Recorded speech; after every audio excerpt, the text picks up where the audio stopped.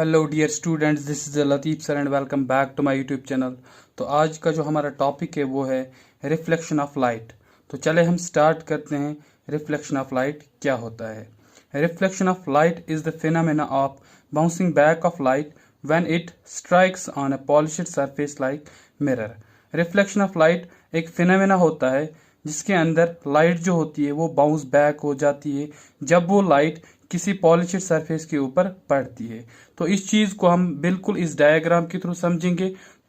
तो चले हम इस रिफ्लेक्शन ऑफ लाइट को इस डायग्राम के थ्रू समझने की कोशिश करते हैं। यहाँ पर एक प्लेन मिरर होता है, जिस प्लेन मिरर का एक जो साइड होता है वो पॉलिश्ड होता है। इसके बाद क्या होता है, यहाँ पर एक ऑब्जेक्ट होता है जिस ऑब्जेक्ट से लाइट रे आती है इस तरह से। ठीक है, ये जो लाइट रे होती है ये इस प्लेन मिरर के ऊपर पड़ती है। जब ये इस प्लेन मिरर के ऊपर पड़ती है तो यहाँ से इसका इस तरह से बाउंस बैक हो जाता है, इसका रिफ्लेक्शन हो जाता है। और ये जो रे होती है जो इस प्लेन मिरर के ऊपर पड़ती है इसको हम इंसिडेंट रे बोलते हैं। और ये जो रे इस तरह से बाउंस बैक होती है इसको हम रिफ्लेक्टेड रे बोलते हैं। इसके बाद क्या होता है, एक लाइन ड्रॉ की जाती है इस तरह से इस प्लेन मिरर के ऊपर, बिल्कुल 90 डिग्री में होता है, यानी कि परपेंडिकुलर होता है इस प्लेन मिरर के ऊपर। तो क्या होता है, इस इंसिडेंट रे का एक एंगल बनता है इस नॉर्मल लाइन के साथ। ये जो एंगल है ये है एंगल ऑफ इंसिडेंस, इसको हम डिनोट करते हैं एंगल आई से। सेम इसी तरह से ये जो रिफ्लेक्टेड रे होती है ये भी एक एंगल बनाती है इस नॉर्मल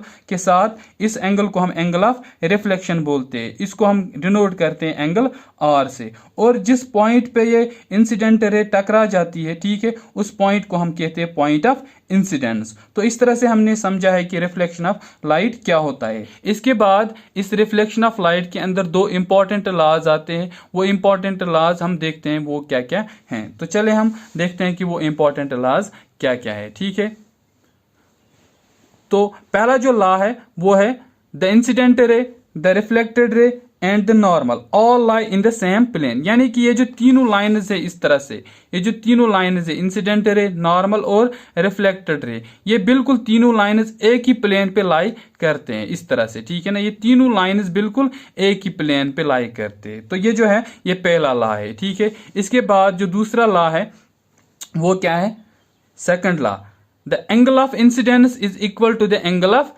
रिफ्लेक्शन। यानी कि क्या है, यहां पर आपने देखा है यहां पर इंसिडेंट रे एंगल बनाती है नॉर्मल के साथ, इसको हम एंगल ऑफ इंसिडेंस कहते हैं, यानी कि एंगल आई से इसको डिनोट करते हैं। इसी तरह से रिफ्लेक्टेड रे भी एक एंगल बनाती है नॉर्मल के साथ, इसको हम एंगल ऑफ रिफ्लेक्शन कहते हैं। और ये जो दोनों एंगल होते हैं ये आपस में बराबर होते हैं। तो सेकंड लॉ जो है बिल्कुल यही है, angle of incidence is equal to the angle of reflection. या आप इसको इस तरह से भी लिख सकते हो, angle of incidence is equal to the angle of reflection, और you can write it as angle i equal to angle r. तो इस तरह से हमने समझा है कि रिफ्लेक्शन ऑफ लाइट क्या होता है। ठीक है, इसके अंदर हमने डेफिनेशन को क्लियर किया, इसकी डायग्राम के थ्रू हमने समझा है रिफ्लेक्शन ऑफ लाइट क्या होता है। इसके दो इंपॉर्टेंट लॉज है उनको भी हमने समझा है।